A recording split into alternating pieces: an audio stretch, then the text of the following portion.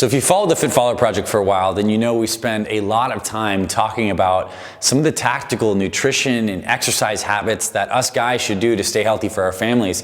But it's equally important that we really work on developing a healthier inner game, a healthier mindset, and a healthier relationship to ourself and to our self-esteem.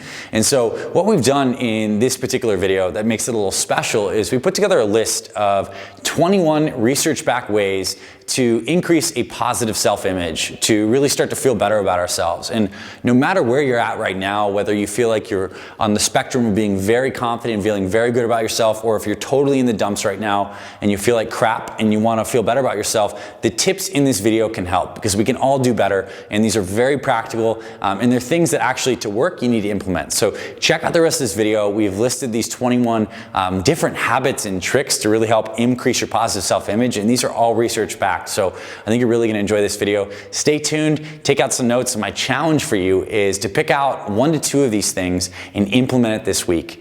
Take them, make them challenges for yourself this week, and then come back in the comments and let us know how you did. Can't wait to share these with you, and let's dive on in.